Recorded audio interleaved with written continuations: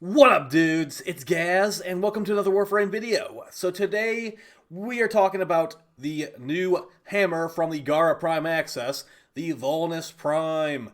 The upgrades on it versus the normal Volnus, I don't really feel like we're strong enough, but we'll be going over it anyway. We'll talk about the strengths of it, the weaknesses of it, and, if this potentially might be something you want to pick up and mess with. Now, I'm going to be prefacing any Melee video over the next couple of weeks with we are getting the information about the Melee nerfs on the 16th of the month. So we got 2 weeks from the day I'm recording this on the 2nd until we're going to know what's going to happen. And my prediction is going to be that certain mods that we use a lot on some of these scaling builds are going to be nerfed. Exactly how, not sure. Maybe just reducing the numbers or, things like that. Before we get into it, though, make sure you are subbed to this YouTube channel and make sure you hit the follow button on the live stream spot as well, because we do live streams on a different website. All right, so the Volnus Prime. Let's go over and compare the stats of the Volnus Prime to the Volnus Normal, and you might understand a little bit why I'm a little bit frustrated by the stat buffs not being really enough. So keep in mind, these are 5 mastery rank higher than the normal Volnus. So we've got 2% more crit chance, 0.2 multiplier increase as well. And we've got increased base damage and status chance. So we've got extremely high 34% status chance, only 20% crit chance, which, it's not really enough to orange crit with just Blood Rush. If you want to get orange and red crits of this thing, you're going to need to have things like Avenger, things like the Gladiator stat sticks, and crit increasing stuff that's not just Blood Rush. Just Blood Rush is not enough. It's very similar to the dual ethers in that regard, where you'll get a little bit of orange here and there, but basically all yellow. And it can't hurt your DPS, but you can still see 2 million damage slash procs with this thing with the right buffs. As you can see right here, you have increased base damage as well. It's about 40 something base damage, it looks like. Keep in mind, I do have Steel Charge on my Ash, giving us increased melee damage. So my numbers right here will probably be a little bit higher than if you don't have Steel Charge equipped. So keep that in mind if you're trying to look at the numbers here. We're going to be showing a no Riven build. And here's the thing. Since this thing is pretty... The distribution of damage on this thing, it has impact, puncture, and slash like most melee weapons do. If you take off the Buzzkill mod, we've got 184 slash damage versus 128 puncture and 88 impact. I feel like the puncture and the impact are high enough that you're not reliably proccing slash if you do not run a slash mod on this thing. The rest of this is stock standard. I'd say, let's just talk about the mods that will most likely get nerfed. Weeping Wounds, Blood Rush, and Condition Overload. I could see these three big boys right here getting some number reductions. Who actually knows? Maybe I'm honestly feeling like Blood Rush, Weeping Wounds are the ones that are getting checked out the most, as well as Condition Overload, because when we stack this with viral procs, it gets pretty nutty. And since we're depending so much heavily on slash here, putting a slash mod will increase the base amount of slash we have on here, making it proc slash basically every hit. With that 34% status chance getting multiplied by Weeping Wounds at 12x multiplier, or 11x, whatever you're at, you'll get lots of slash procs, especially with that increased slash mod there. We're running Ash. Since Ash is passive, it's going to give you increased damage with slash procs. So we're basically going all in on the slash procs. You've got a Kuva Nucor with Magnetic Elemental. You could always run an Impact Elemental as well if you prefer that, or any Kuva Nucor element that you have. As you can see, I have 4 of them. But we're going to do the Magnetic here just because... it's a unique element that I'm not normally running. We've got a viral build on here to get some viral enemies real quick. And you could definitely run mods like Saxum Spittle for increased stash chance as well, getting you more consistency on those viral procs. So, let's build up some combo here, and then we'll show a Steel Path mission. Now keep in mind, I am using Steel Charge, Arcane Strike, and Ash's slash increasing passive. So you'll be seeing bigger damage numbers than you might see on other frames. But I just kind of want to show what types of things might get nerfed in the future. So, okay, we are at 12x multiplier here. Let's hit her once. Keep in mind, the Crushing Ruin stance for hammers has a pretty good chance of hitting headshots at the angle you swing the hammer on the first hit. Alright, so we hit her a couple times. We're getting a 23,000 slash proc. Let's hit some viral procs on her. And there you go. That was look like a 67k. Now this is where it's going to be inconsistent how much... So right there, we got nothing. It has such high impact... puncture and the impact and puncture are high enough that I feel like there's sometimes you won't be seeing slash procs unless you're running a slash increasing mod. I do highly recommend it. Of course, if you don't want to, you could just run Gladiator Might in that slot for slightly increased crit chance. slightly increased crit damage. Actually, not slightly. Much higher crit damage and things like that. So there's a 248k.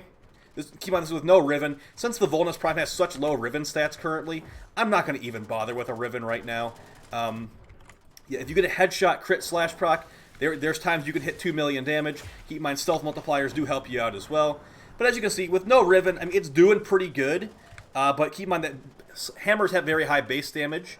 There was a 2.4 million slash proc right there, guys. That's what I was talking about. The enemy was stunned from our smoke screen, so they're taking stealth damage multipliers as well. Yeah, 1 million as well. So it can get good results. This is very controlled. We're running a Bane of the Grenier mod right now, where it's going to make it where the Grenier are taking a huge extra chunk of damage from these slash procs.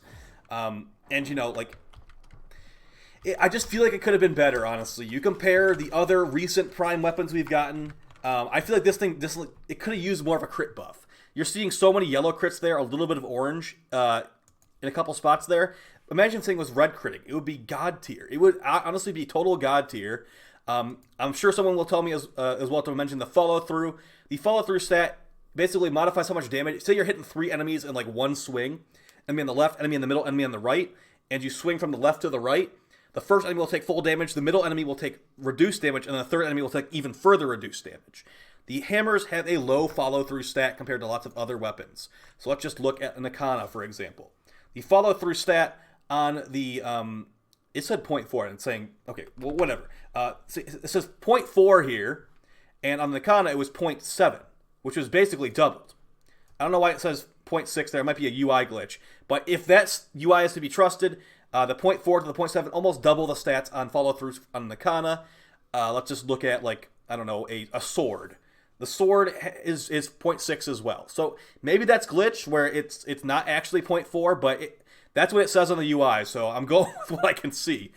Dual swords as well. Those have 0.5. So honestly, not super high follow through either, but keep in mind the dual sword stances have 4 slash procs. The hammer stances are some of the worst for forced procs. It's basically, on Crushing Ruin, you get some forced like knockdown procs. And like I said, the forward combo, this one right here, Shattered Village, you get a good angle for getting headshots. So when you're getting almost guaranteed slash procs from running a buzzkill mod, you're actually going to be getting headshot slash procs, which do really help a lot. With Berserker, we're attacking relatively fast, also with Arcane Strike. So let's try to use that Shattered Village combo. And as you can see, like when we're hitting a bunch of enemies at once, some of those numbers are all over the place and pretty low, actually. So, yeah, honestly, not a top-tier weapon. I'd say the Archititron is better. We do have an Archititron video on the channel.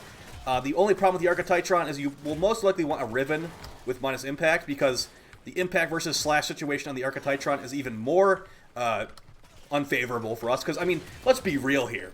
Impact damage, impact procs, and puncture damage and puncture procs, they're completely useless to us. Puncture damage is a little bit more useful as it can partially bypass armor. But, like, the other two physical damage types aren't slash. It's the big problem with lots of weapons in this game. If they were to buff impact damage procs, puncture damage procs, maybe honestly entirely change what puncture does and make impact have like a built-in shattering impact effect, that would honestly help guns out a lot. And it would not make it so we have to get mods that are like impact becomes slash, like hemorrhage and internal bleeding. D should be ashamed that they have gone to those types of solutions. So many things would be fixed if we had impact and puncture in a better spot. For example, puncture makes a weak point on the enemy. If you keep shooting that same spot or keep hitting that same spot with the puncture proc, it bypasses armor entirely, and you know it makes it do increased damage.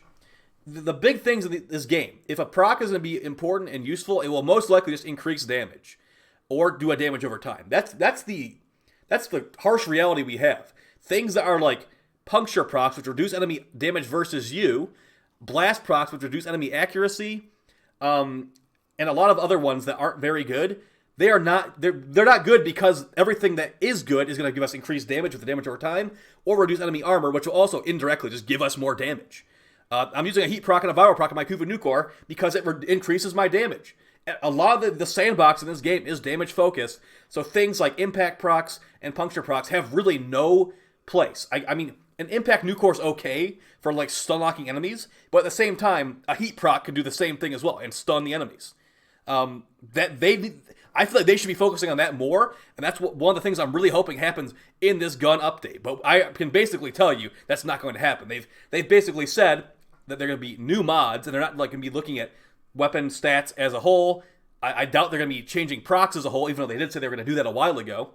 I still haven't forgotten about gas damage. I still haven't forgotten about impact and blast damage, for that matter, and cold and electric and things like that could use some changes to make the game feel more fresh. That's basically it. Like, this thing, we're forcing it to proc slash, basically. We're running a buzzkill mod to give us 480 slash damage versus 130 puncture damage. That's what it is. We're trying to make slash, because slash is the most important damage type that we can use against armored enemies. Now, of course, if you were fighting corpus enemies, you could just take off that slash mod and put a toxin damage mod in that slot. It will make it where your weapon's doing toxin damage, and you will easily one-shot those corpus through their shield.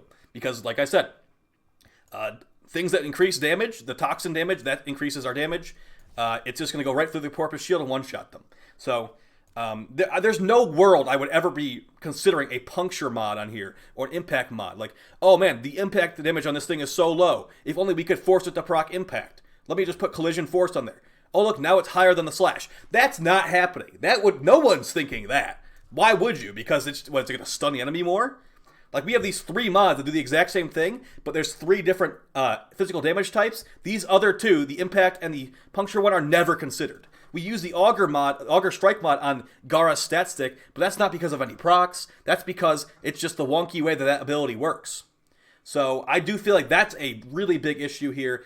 They should have buffed this thing more. Not like I'm saying we don't do enough damage, because like the way the mods scale in this game, a Bane mod, a Condition Overload mod, a Blood Rush mod, all these things together, the things they'll probably end up nerfing, they do enough damage that you could kill these guys with impact damage in the first place. But it would not ever feel like a good choice to run impact damage with Blood Rush, Condition Overload, Weeping Wounds, all that stuff, versus a slash mod. So that's basically a little bit, I went a little bit on a rant, unfortunately, but the Volnus Prime, it's a fine weapon. I wish it was more exciting. It sure does look cool. And, you know, don't even bother with Rivens. They're 0.5 dispo. Maybe we can revisit in like 6 months. But at that point, melee will already be nerfed. So who knows how this weapon is going to be looking after the changes.